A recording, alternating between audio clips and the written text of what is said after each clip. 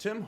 Welcome to Watch You Want, and thanks for logging on. Once again, we survive the week, and this is This Week in Watches. I'm Tim. I'm Josh. We're here to answer your questions, field the news of the week that was, play this or that, and we've also got a little bit of commentary along the way. So thanks for joining us, and for those of you in New York City, I hope you enjoyed Madison Watch Week. It looked like a ball. I hear the weather was a little bit mixed, but inside the boutique it's always sunny, isn't it, Josh? Yeah, mostly, yeah.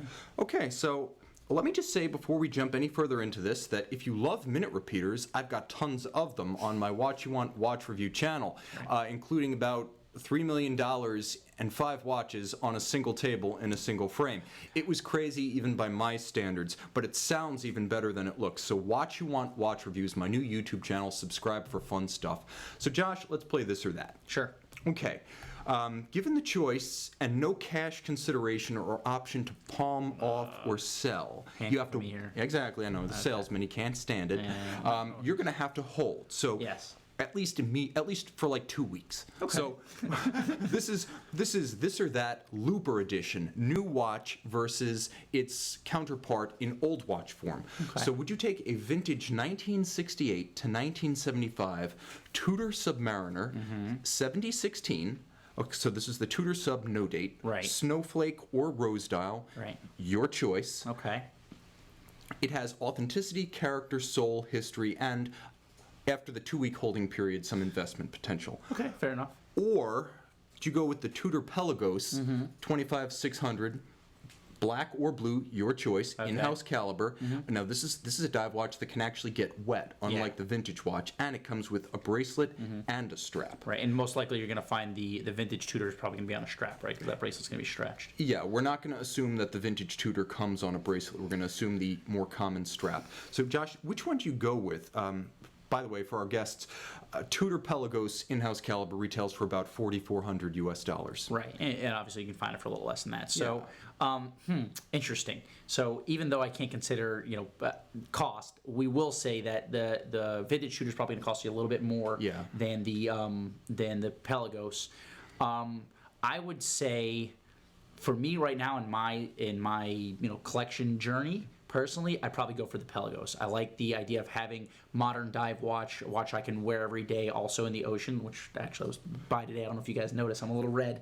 This guy is like lobster mode right now. Yeah, this is crazy. Yeah, my neck is a little red here, but a little lotion will take care of that. But so it's a watch that I can wear to the beach, which I like to be as often as possible, and I think it's a good value for what you're getting. You still get the name recognition with the Tudor and in-house caliber. I mean, you really can't beat that either. Yeah. Right, so. I think right now, Jaeger LeCoultre Reverso Rouge would suit you to a T. Nice. Yeah, but is that the color that I am right now? It's beyond our price range. So right now, I think you're going to go with the wearable dive watch versus the vintage piece that you're going to have to treat more delicately. And that's the thing, guys. With vintage watches, even if it was a dive watch originally, these things tend to age in such a fashion that you would not risk it in good conscience in the water. So while it might pass a 2 ATM, 3 ATM water test, realistically, the new watch is the one you get wet. Yeah, I'd say that vintage, in my opinion, and this is not a rule or anything, but in my opinion, tends to be part of a larger collection of watches that maybe you're not going to be wearing as often. Right now, I like to try to wear my watches as often as possible, and I don't really want to worry about creating damage that is irreversible and fixable. With a vintage watch, once you damage that watch, it'll never be the same. It's not like, okay, well, it can be replaced, factory parts, this, that, and the other. Yeah. So that is part of my thinking as well. And then if we talk about value, which I know I'm not allowed to, I think that the Tudor Pelagos is a watch that you can buy in the $3,000 range pretty easily. It trades between private sellers and through dealers very easily as well. So it's a watch that if you ever get tired of it, it's not hard to get out of, and you don't have to limit yourself to collectors who are only looking for vintage pieces. So. Yeah. So in other words, if you're a collector who buys them to wear them, the new watch, I guess by the standards of our Looper this or that, Joseph Gordon-Levitt beat Bruce Willis. That's right. Okay. Yeah. Well, now we have new watches, but new watches starting off with a very accessible piece. Yeah. I've gotten a lot of flack because I feature a lot of really high-end watches on the channel, and I often talk about, I've got Patek Philippe up here, but let's talk about an accessible watch that looks cool, has a weird story behind it, but at 2,200 US dollars, 1990 euros. The Edox Delphin Fleet 1650. This is a new watch, 43 millimeter. It's one of the new bronze style case divers that seem to be popping up everywhere. Yeah. More affordable than the Bucherer edition Tudor Black Bay. So you've got a watch here that is part of a limited series at 200. Sure. Comes on a brown leather strap with an accessory accessory textile strap. Okay. So you've got Like two straps. sailcloth or? Yeah, exactly. Okay, all Sort right. of an upscale NATO. Gotcha, but diving capable though. Yeah, 200 Okay. meter watch, screw down crown, rotating dive bezel. This is an interesting watch with a weird backstory. Apparently, in 1650, the namesake of this watch, Okay. a fleet of East Indiamen, basically treasure ships coming from the east to Holland, sank off the coast of modern day Indonesia, and now Edox, of all entities, is sponsoring an expedition to investigate the treasure ships. Oh, okay. So, So this is limited to how many pieces? 200 pieces. Oh, okay. And you can remember, it's a 200 meter diver. The two go together. Interesting. All right, so we get a blue dial and a bronze watch, so 43 millimeters. similar to maybe an Italian dive watch that was released, or Italian namesake dive watch that was released early this year. I would also say this is a budget, kind of off the beaten path alternative if you had the Bucherer in mind. Yeah, that's right. Yeah, it's that one, or I guess the bronzo as well. So it looks like blue and bronze is kind of becoming a thing now, right? Yeah, I think blue and bronze between Panerai, Edox, of course, Oris has had its version Sure. of this. Now Tudor has its version of this treatment. It's almost like blue was the thing, bronze is becoming the thing, and now they've overlapped. Yeah, and I think it's cool. I know that we don't really trade too much Edox watches here. I think we actually might have one or two. Tom, our sales Yeah. director, he's big into watches in this range. He's been through the entire gamut, so he's well farther into his watch collecting journey than I will be, or I am. Sorry. So I know he's into Edox, and I've talked to him before. He has some of these watches. So I'd say it's a good value. It's an interesting company. It's a privately held company out of the canton of Hura in Switzerland. Nice watches, good value, and a good history. You can collect contemporary and vintage, like 60s and 70s Edox, and put together a very interesting, worthy, and historically relevant collection for not a lot of money. Yeah. So Edox, I like the fact that this is a quirky and weird application of a day date on a dive watch. Sure. Necessary, not for diving, but let's face it, where are you going to wear a dive watch? Yeah, well, to the beach. Well, yeah, right. If you're this guy, and after you've baked your watch in the sun for like 6 hours, and like, you've like wafted yourself high on like coconut scented sunblock, you're gonna wear it to the workplace where you're gonna title your emails, start your letterhead with the day and the date. It's the most practical complication and the most popular style of watch. And for the price point, I mean, Yeah. roughly $2,000. It's 200-piece special edition. It's not one of these, 5,000, 10,000, Yeah. 11,000, piece special editions.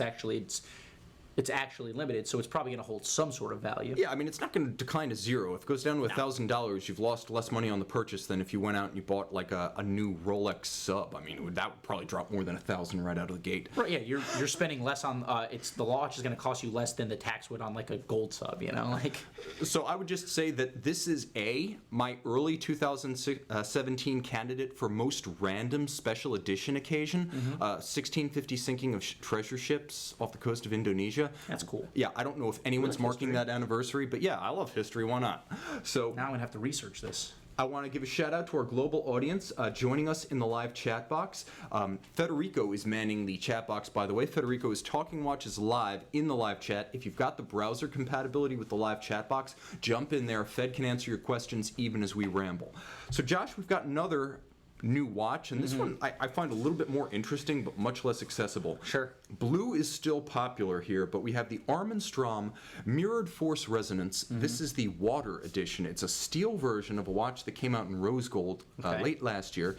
It's along with the FP Journe Chronomet Resonance and the Beat Haldeman Flying Resonance, one of 3 watches that openly claim the resonance effect. So 2 separate independent escapements operating in close proximity. They are actually coupled by a circuitous coupling clutch. It's a resonance clutch spring. And so you've got this unusual combination of two separate balances and two separate escapements, and over a period of about 10 minutes from the time you start winding the watch, they synchronize to each other and they become resistant to deviation. So if you bump the watch and one kind of jumps off its game, gets thrown off balance, the other one's minute, like, escapement force, the actual energy that burns and the impulses that are released by that escapement will cause the other one to synchronize to it. Wow. It's a clock phenomenon that came out of the 18th century, and a clockmaker named Untitled Chapter did a lot of writing and scholarship and prototype manufacture. Wow. F.P. Journe turned it into a wristwatch. This one's interesting because it's an open dial sports style watch at 43 millimeters in stainless steel. Josh, let me ask you, at 54,000 euros, 59,000 US, Journe's watch is 80,000 in rose gold, about 98,000 in platinum. Okay. Is the style, and I think Raph will bring back the full picture of the watch for us, but is the style of this watch going to make it something like an alternative to the Journe? I mean, is it a bargain Journe, or is it so different that it doesn't even appeal to the same type of customer? Right. So, well, we'll start with the word bargain. Bargain means value, right? Yeah. So it doesn't just mean price. Right. So I'd say if you're comparing simply the complication to another complication, okay, so this one's going to cost you less to get into. Is it a value? I'd say, unfortunately, Armstrong doesn't tend to hold much value on the resale market. So I wouldn't say, hey, this is a watch that you're going to buy and compare it to a Journe. It's going to compete with a Journe in regards to value and name recognition either. So, and retention. Retention, right? So I was going to ask you, Yeah. Armstrong, about how many watches did they manufacture here? Do you know? Very few. They're a small operation. They have about 6 to 8 watchmakers, so I believe their production annually is in the hundreds. Okay. So they're not far off Journe. The problem is F.P. Journe owns, oversees, dominates the brand that is his namesake in every way. Right. Whereas two gentlemen named Serge Michel and Claude Griesler took over the Armstrong business towards the end. Around 2009, Armstrong is now mostly retired. So, again, when you don't have the person on the dial still captaining the brand, some of the emotional impact and I think some of the impact to collectors, because these small brands rely so much on a personal investment by the collectors in the brand. It's tougher when the name on the dial is not the man at the helm. It's like Mueller as well. Yeah, Frank Mueller, and he doesn't run the company anymore. It's that sort of thing. So although they're comparable, I think, in artisanal quality, they're definitely innovative. Yeah. They do a lot of skeletonization and engraving. All their watchmakers are also engravers and skeleton artisans. So that's really cool. And they make some really cool skeleton pieces. Very neat stuff. And and they have in-house movements. From a company that puts out a few hundred watches a year, they have several in-house movements. Yeah. But I think you could probably say that if you bought a rose gold chronomet resonance for $80,000, it would probably lose less value from primary purchase to secondary sale than if you paid $59,000 for the Armstrong. You might lose like half of that, whereas with the Journe maybe $15,000, right, if not more on the Strom. And that's the problem. Well, this case that they make with the little chin at the bottom, that's a standard case for them as well. We've had a few of their watches. Very interesting, similar to Parmesan even, I guess, right? High level, horologically sound, high level of finishing, just not super strong on the resale because their marketing doesn't seem to be in tune. But I mean, if you're looking for something which we have, like, for example, we have a lot of collectors who don't like Rolex, don't like Patek, want things off the beaten path, only off the beaten path. Yeah, the kind of guy who would go for an Urwerk or an MB&F. Urwerk, MB&F, Parmigiani, Gerald Gente even. Watches outside the mainstream. Armstrong offers something exciting to those collectors. You just have to know kind of what you're buying in regards to value, especially if you like to trade. But yeah, I mean, it is. So I guess if we're comparing them to Journe back again, it would be a value, especially pre-owned. The watch would be an immense value if you were to buy it already depreciated. Yeah, because it's a resonance movement, and let's say, I mean, this might sell for $30,000 pre-owned. Right. But I'm going to just say it might be less than the cost of manufacture, honestly, what it might trade at. My non-sales perspective is that this is really cool. Because of the design, the open dial, the 43 millimeter case, the sports watch proportions, this is a weird kind of halfway house between like an Hublot Big Bang and an F.P. Journe Chronomet Resonance. It has the size and the presence and sort of the sensibility of the Hublot, but with the watchmaking chops and legitimacy of the Journe. This is a weird watch between two worlds that I like a lot, and I really hope that some folks find it in their heart to go off the beaten path, because the caliber ARF-15 is much more visible than the Journe, technically a little bit more interesting because it has a reset trigger, so once the two escapements synchronize and their incremental force dissipation gets them running at exactly the same step, you can reset the 2 seconds registers and they'll run perfectly in sync. This is a neat watch. I just wish that the brand had a little bit more recognition, and maybe people would begin to embrace the brand as a legit alternative, because MB&F, Urwerk, not so much Franck Muller anymore because the brand is out of its founder's hands, but I would definitely say Richard Mille at the high end. These are offbeat brands that have weird ways of conveying time. HYT is in there too. Yeah. Also MCT is in there, Manufacture Contemporain du Temps. Arm & Strong belongs in their ranks, because not only are they technically interesting, Moser too, and Hautlands. But Arm & Strong is not just mechanically accomplished, but the artisanal stuff they do with engraving and skeletonizing. Right. And you mentioned that little chin at the base of their case. That's there so you can have it engraved with your initials. Oh, I had no idea. Yeah. That makes more sense now. Plus, they will let you, not on the resonance, but they will let you assemble a watch in modular fashion using their configurator, which I highly recommend you check out. You will lose a ton of time tonight I playing wonder if with you that. just sold an Arm & Strong or two. We'll take the commission, send it here. Tim Masso, Hollywood, Florida. You can send the check. Honestly, no, I don't vend Arm & Strong. But guys, welcome in the audience. We have a couple of questions coming in. Okay, from... Interesting question from Fabi Schwartz. Says, he's asking about Luminor cases, screwed bars, sandwich dial. He's saying most 1950 cases have those weird quick release spring bars, and I don't like those. Well, I think you've got an alternative to what ails him, because you've got the original 1950 right here. Yeah, we call it the Fitty. And in case you forgot, I'll be your hand model here. In case you forgot that they called this the Fitty, it says so right on the dial. That's right. Kind of hard to miss. This is the original 1950 case, modern era Panerai. Panerai 127. That's a watch that just a few years ago was trading nearly 20,000 or above. And after the reset with Panerai, is definitely in a much more affordable price range. But that is what he's looking for. This has the straight pin, which in my opinion, I like it better too. I mean, I like the idea of having the two pushers. It's a little bit more high tech. They're talking about these screwed, by the way, guys, if you're not familiar with Panerai, the original Panerai lug style is what you see here. Basically, you have lugs. I'm not getting the focus, but the point is you have screws fixing the strap to the lugs, and you can take it apart with a screwdriver. Whereas One flathead screwdriver, that's all you need. Yeah, today a lot of them have a quick release system that debuted in 2007 that allows you to push a spring-loaded pin, then push the retaining bar through. Not everyone likes it. Well, it's not a bad system. It works quickly. In my opinion, it's almost a little bit more complicated than the traditional just screw down that they had originally. The other thing that I'd say with the double push is that if you break that that's mechanism, the nightmare. The case, you have to replace the case. We've had 2 or 3 watches that came in, and the watch essentially is you can only really wear it on a native event at that point, because once you depress the one button, it renders the case useless. Yeah. In other words, the spring-loaded system is convenient when it works, but when it fails, it's a case replacement, like broken ceramic. It's a total loss. So Fabi likes the old school screwed retaining bars. We like the old school screwed retaining bars, and I am genuinely sorry to see Panerai having recently debuted spring bars. In the last year, we've seen those in the entry-level models. Seems outside the character for Panerai. It does a little bit. But you know what? The old school Panerai lives forever. Yeah.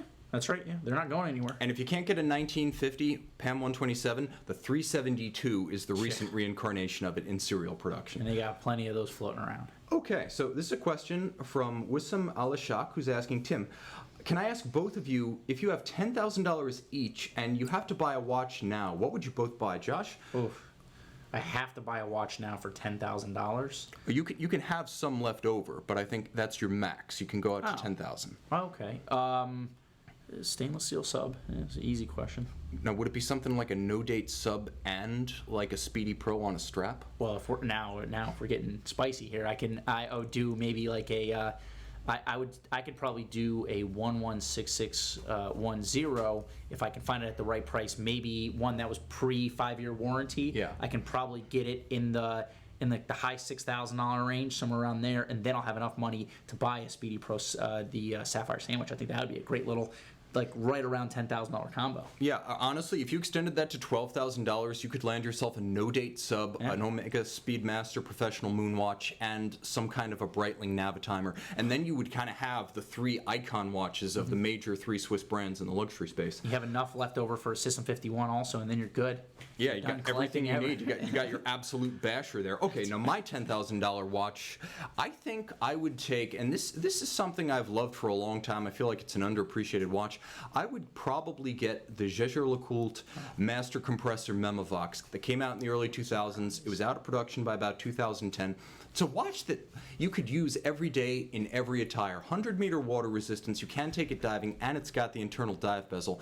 And I prefer a dive bezel for timing things because it's easier for me to read than a chronograph, and in general, I don't time intervals much longer than an hour. So I've got something that I can sort of use as a chronograph that I can definitely use as a water and sports watch. At 41.5 millimeters in steel with a black dial, it's formal enough to use with, long sleeves, formal attire, dress cuffs, and it will clear a cuff. Plus, it's an alarm watch, and when I travel, given the choice between a world time, a dual time, and an alarm, I have all 3 in my collection. I always travel with the alarm because I set that watch, I travel with my little Swatch watch as my neutral party, so I don't offend brands I'm visiting, and I travel with my Memovox, and I set the Memovox to a local time, and I use it as my reminder. Wakes me up when it's like, 1 a.m. on the U.S. East Coast, and I'm over in Europe. So I would get the Master Compressor Memovox. You can pick them up for about $5,500 on a leather strap right now. It's a true high horology watch with an alarm, dive capability, versatility, and, it comes from Jaeger-LeCoultre. How can you go wrong with that? So if someone gives you money, you'll buy a JLC is what you're saying? Okay, so let's say I can't have the JLC. Let's say I can't have a JLC. I would get the blue-dialed version of the watch you see here. Now, this is the Zenith Captain Windsor annual calendar. It's an El Primero.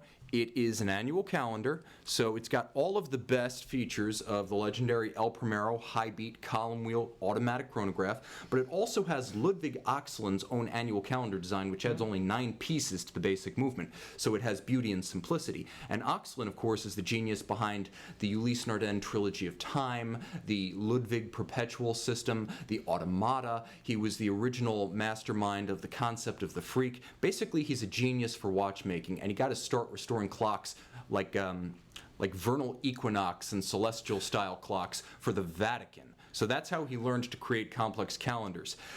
Honestly, getting all of that in an El Primero in a 42mm steel case, that's what I would take for under $10,000. I'd have to buy it pre-owned at that price. I might even be able to buy it like new in box or unworn in box for that price. Yeah, through a gray market source, I think, easily. So Right, with so them, there you that's go. what I There would choose. We let you off the JLC hook there. Yeah, but I'd go with the JLC. I'm just saying.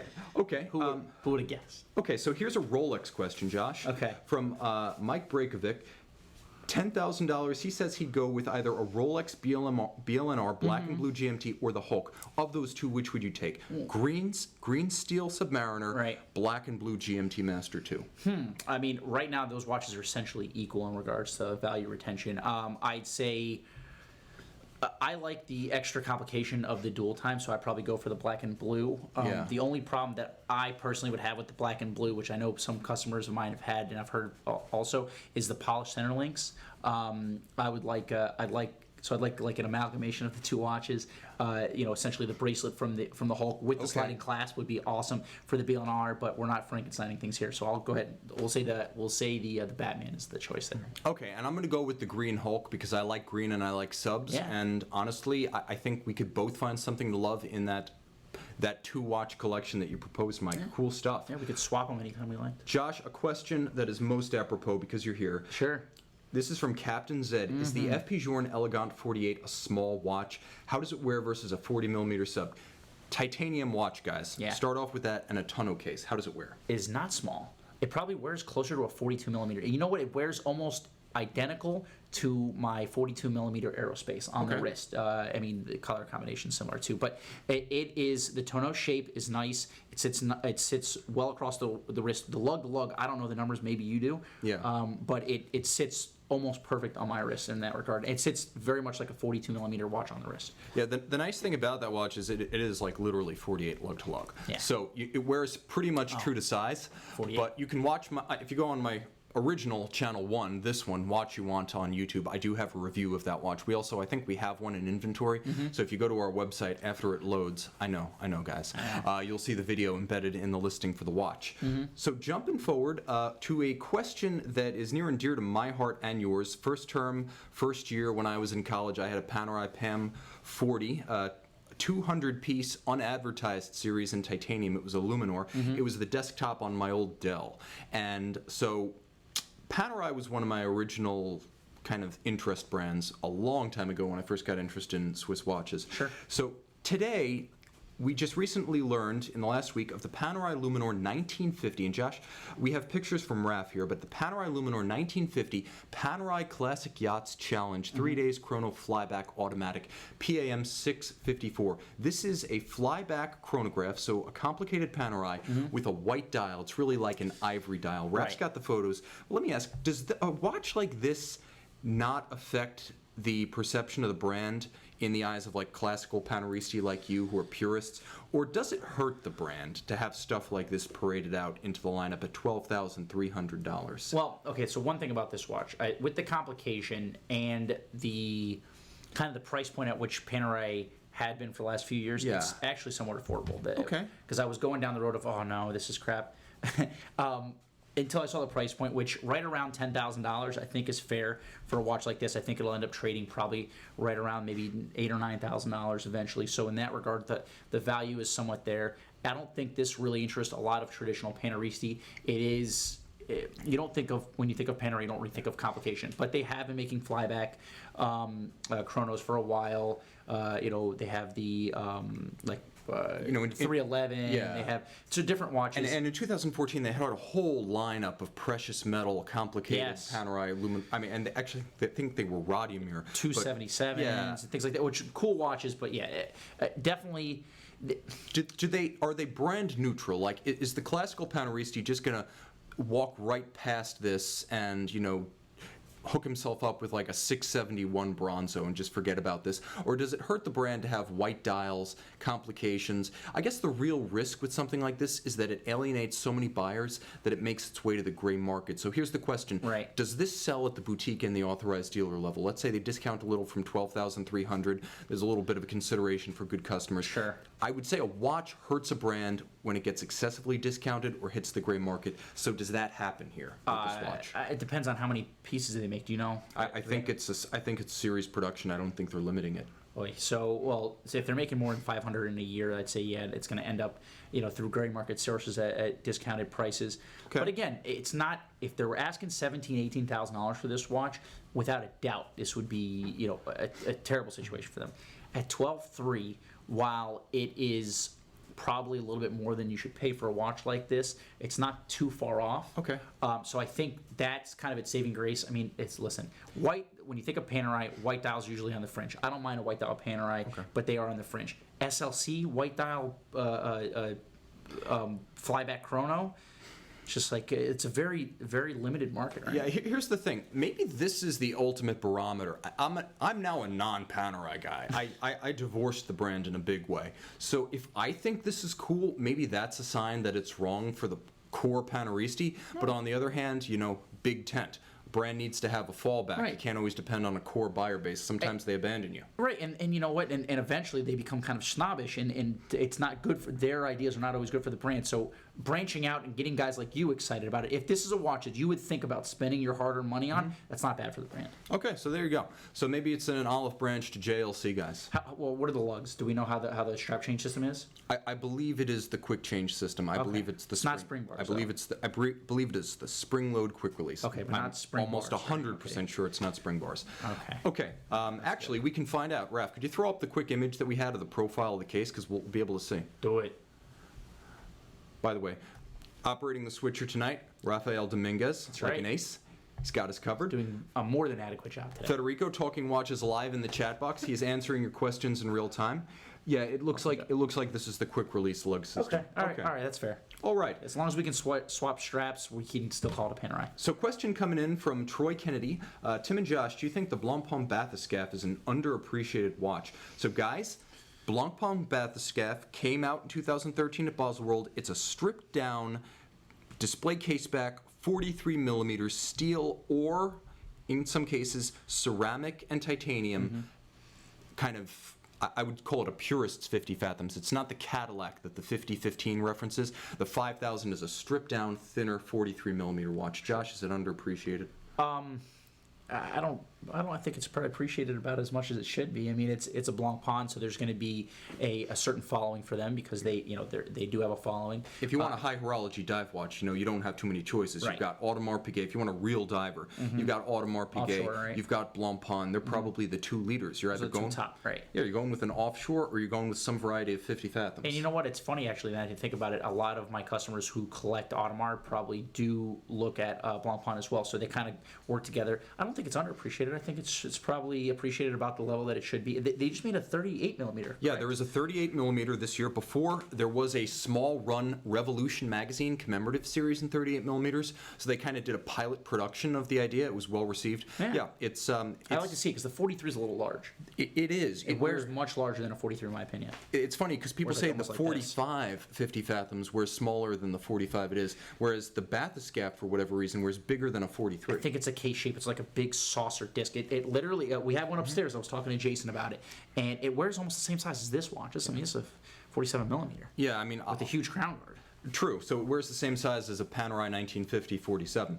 So basically, to answer the question there, I don't think it's underappreciated. I think, like every Blancpain 50 fathoms, it plays to a small market. It's the guy who wants a richer, although equally historically relevant alternative to the Submariner, but at the same time, he's not quite into the sheer overblown imagery, size, wrist presence, some might even say wrist pretense of a Royal Oak offshore diver. So it's a rich dive watch alternative to a sub for the guy who wants to kind of fly below the radar. And the bathyscaphe is like a smaller subsection of that clientele who doesn't want the rich glossy case finish of the traditional 45 50 fathoms. He doesn't want the sapphire capped bezel. He doesn't want the thickness of that case. Right.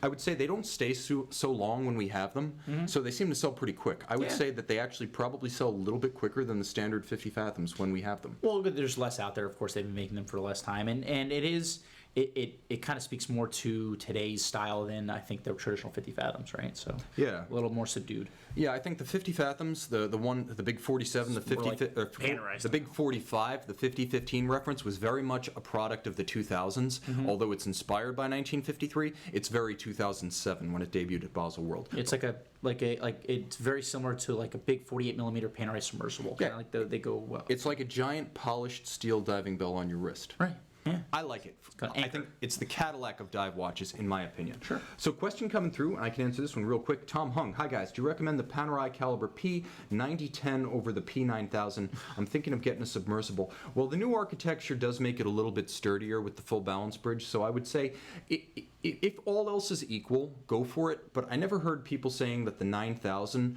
which is the automatic 3-day caliber in-house, I never heard people saying that was insufficiently rugged. So I think the real advantage over the 9010 is that it's a bit thinner, and in the future it might allow Panerai to build watches a bit slimmer. So I don't think there's much to choose there. You're probably not going to be beating the crud out of your caliber 9000 or 9010 Panerai. So I'm kind of agnostic on this. Buy the one that honestly is in the watch you enjoy most. So Right. depending on what watch it's in, that is how I would leverage the decision. Yeah, Panerai movements really, it's not like that. They don't matter as much, right? Panerai tends not to be a movement guy company, No. especially since Tool watch. if you were to spend $500,000 on a historic like Italian Navy Panerai at auction, you have a 100% chance of getting a customer caliber and not an in-house movement. Right. So if you want to see what the Panerai community values, look elsewhere than the in-house calibers. Yeah. Okay. This is a question from Richard Valencia. Tim and Josh, is H, Moser, and C a viable brand even though they started in 2012? Well, here's the thing. They have been around since 2006. They were purchased by MELB Holdings, which also owns Haute Lance, in 2012. So, Josh, I mean, less than 1,000 watches a year, complicated dress style. They have one sports watch in the Pioneer Perpetual and also the Pioneer Center Second, I think. Okay. They make that in a highly water-resistant variant. So what is the relevance of Moser? Like, what kind of person buys a Moser instead of an FP Journe I don't know if they buy it instead. I think But no, like, it's added to a larger collection. I don't think anyone's for their first or only watch is buying a Moser, in my opinion. Okay, so now when he asks, is it a viable brand, do you think that through this economic tumult, this difficult period for the watch industry we're in, I mean, do you think being part of a larger group gives them a viability that you might not see at, say, a sole proprietorship like Laurent Ferrier? I'm not saying Laurent Ferrier is in any trouble, but, a small company that's not part of a bigger group, that's not a division, effectively, does that make them a little bit more secure through these times? I mean, you would hope so, right? If there's deeper pockets involved. I think it all comes down to, brand management. So regardless of how deep your pockets are, if you're not managing it correctly, then it doesn't really matter. We see other companies part of larger groups, and they're just throwing away product essentially. So I would say that so long as they are understanding what they're making and who they're making it for, they can be viable. I think that goes across the board. And I'll add to that since 2012, Richard, Moser has been run by the Meilland family. They came from Audemars Piguet. They started MELB Holdings as a venture in their own right. They are great managers. They've improved the quality at Moser. They've improved the service situation if you send your watch back for service. They have done a great job of maintaining the exclusivity of the brand and keeping production low. I've never seen a closeout Moser in my time in the watch industry. So I would say that it's a brand with a ton of potential that's in the hands of shrewd businessmen who know the watch industry and have been a great steward of the brand for the last 5 years. So I think overall there are very few independent brands of that size that are set up for a better future than Moser is right now. Okay, so Raph, we have some questions that came up in my email box, and Paul R. asks, thanks as ever for the advice. I swapped the 42mm Omega Planet Ocean for a new Omega Speedmaster Pro Moonwatch. Okay, so I have the Moonwatch and I have the Omega Seamaster 300-meter Master Coaxial. So think the Spectre watch, but without the Spectre edition. So he's got those two watches, and those two watches together have a total retail value of just under $12,000 US. Now he's asking, because he has a chance to swap both for a mint 2-year-old Breitling Navitimer 01 43mm, so that's the in-house caliber 3-day power reserve, vertical clutch, column wheel Navitimer. It's Breitling's iconic watch with their own movement. And he would also get in the trade a unworn Tag Heuer Aqua Racer Caliber 5. So what would you do? Would you take the two Omegas, which he phrases as two Omegas of average quality or stature, or one higher-end watch in the Breitling and one entry-level diver? And those two watches, the Navitimer and the Tag, have a value of about $10,500 US. Sure. So let me know, is the Navitimer by itself worth losing out on two fairly definitive, I mean, these are core Omega references, the Seamaster 300 Master Coaxial and the Moonwatch. Those, there's no DeVille in there, there's no Aquaterra. Those are core, like, central to the Omega identity, Omegas. Sure. Well, I mean, I own the 300M. As I own that in my personal collection. So it's a good watch. Would you do that? No, I wouldn't do this trade, in my opinion. Okay. And there's a few different things here. So, in terms of value to value, I think that both those Omegas are not hard to sell. You'd be able to get more cash value out of the two and go ahead and buy the Breitling and the Tag Heuer and have some cash left over, in my opinion. If you did want to make this trade, you should just sell them and use the cash rather than make the swap with the other collector. Depends on your situation. So Paul, if you have the time and you have the resources to go ahead and sell it yourself, these watches are not extremely difficult to sell. Okay. They're in the price range that are easy to sell on eBay or through privates, and they're both watches that are highly desirable, right? The Breitling Navitimer is a watch you can find out there. I think you can find them anywhere probably between like $400 and $5,500, depending on what you're looking at, right? But that's kind of the price range for that. And then the Tag Aqua Racer watch is a cool watch. Actually, one of our guys upstairs wears the Caliber 5, and I like it personally as well. Also not a hard watch to find, and you can get it regardless, worn, unworn. If you get one that looks a little worn, give me a call, send it in, we'll get it polished for you to look unworn. I mean, the watch is easily refinishable, and it's not worth paying any type of premium for the watch being unworn, in my opinion. So, from a value standpoint, I probably wouldn't make the trade. I would ask for a little cash back. And just from a collection standpoint, Personally, I'd like the two Omegas over the Breitling and the Tag, even though I do like both the Breitling Navitimer, which is probably the best Breitling you can buy besides any of the Quartz references, in my opinion, and the Tag Heuer Caliber 5 Aqua Racer is actually a good watch as well. I'm going to say this. Now, you will lose the diver, but I would really push, if possible, to find... Oops, sorry there, Josh. No worries. Collisions happen. It's live. But here's the thing. I would really try to have a collection built around the Navitimer and the Moonwatch, because to me, you're one no-date sub away at that point, and that would fill out the dive watch part of your collection. But you're one no-date sub away at that point from having an iconic, like, triple pillar of Swiss watchmaking, like, Avatar watch collection. Each one of those watches is like the living legend and the avatar of its brand. The Navitimer at Breitling, the no-date sub at Rolex, the Speedmaster Professional Moonwatch at Omega. And if you have to wait a little longer to make this happen, I would say do it, because that's a perfect watch collection, and then there's no sense of trading off or compromising. And I would say up front, figure out which one of these watches is the most difficult to acquire, and find a way to work a trade or a purchase or a combination of trade, purchase, and sale outright that gets you the most difficult of these watches to attain. And then try to build your collection along those lines. It doesn't completely answer the original question, but I do feel like with some sort of Navitimer, the Moonwatch, and a no-date sub, this could be the collection to last you a lifetime. So if it takes an extra, 15, 18 months, it's worth it.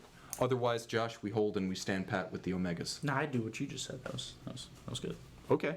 But between the two options he gave us, keep the two Omegas. Yeah. Okay, so another question that came through. This is a question that Nicholas G asked, and boy, do I have a graphical response. So after watching your live video where you addressed this question, I partially took your advice. You recommended the Black Dial Master Control date. I went with the Black Dial Master Ultra Thin Moon. I should have it tomorrow. My question for you, do you think it would work on a brown strap? My inclination is to say no, but I've never seen a picture of it on one, since you're a JLC guy, you think. I figured I'd ask you, Tim. So maybe you've seen it done, or other Black Dials in the Master Series on brown. Indeed, almost the entire late 1990s 37mm stainless steel Black Dial Master Control series came on brown alligator leather straps. And so I have plenty of pictures. I have the, by the way, Josh is showing me the Panerai in steel with a brown strap, but we're talking Black Dial JLC dress watches. Right. So I have the Master Perpetual, the Master Moon, the Master Reserve de Marche, and the very cool display caseback manual winding Master Memovox. All of these watches originally came on a gloss brown alligator leather strap, and there were even some Black Dial Reversos from the time that came on brown ostrich, which was weird, but it worked. Yeah. So yes, this can work. The question is, does it suit your tastes? Do you go with gator? Do you go with calf? Do you go with a gloss or a matte finish? Or do you go with something that's maybe like the Panerai strap, relatively untreated calf? Yeah. The moral of the story here is brown strap, Black Dial absolutely works. Yes. Yeah. And especially if the Black Dial has a little bit of extra weight or concentration to it, and the Master Ultra Thin, because of its size and the small bezel, it has a very dominant black dial that nicely counterbalances the brown tones of the strap. So I think this works well. Okay, so moving on, this is something I feel we have to address, Josh, because addressing it on the show and addressing it in real life, these two take place in tandem. But Waleed A asks, a website question. Okay, so he asks, why is your website so slow? Your current website's a bit frustrating and does not reflect the professionalism of you, Tim, and your team at Watch You Want. And I have to say, A, you're right, which is why I have an Atmos clock as my icon for slowness. But also, we know. And we're fixing it. We have a new website that's getting ready to launch in a few weeks. You guys are going to love it. It looks different. It's on a different platform.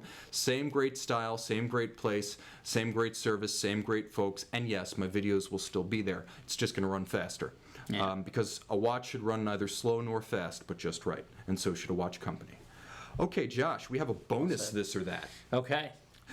Modern Patek Philippe Nautilus 5711 or vintage Patek 3700. This is the original Nautilus from 1976, built through about 1990, with the original cork box. Right. So this comes down to two things, in my opinion. This is an Uber version of the question we started with. Right. So, so this question comes down to two things. Number one, do you want like an ultimate grail watch, right? So are you at the end of your collecting life and you want to end with a bang? If so, 3,700 with a cork box, right? Okay. I mean, it's much harder to find. It's going to cost you more money. It's going to cost about twice of what a 5711 will cost you in the real world. Right now, 5711s are going crazy. So, but yes, it will cost you almost twice, even with the inflated price on the 5711 steels right now.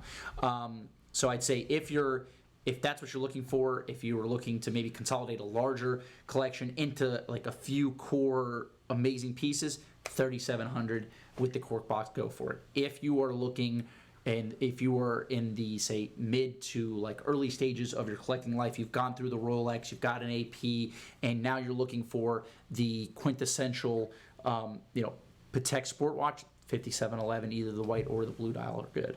Okay. Honestly, I can't argue with his logic there. It's totally sound. Guys, thank you so much for joining us. Remember, Federico is Talking Watches 24 hours a day on our Instagram account. And if you want to see my old-style Talking Hands videos updated daily, Watch You Want Watch Reviews. It's my new YouTube channel. I want to thank Fed for manning the live chat, Raphael for manning the switcher. Josh, thank you for being here. Thanks, Tim. Awkward handshake. Pulled that off. This is Watch You Want, and thanks for logging on. See ya.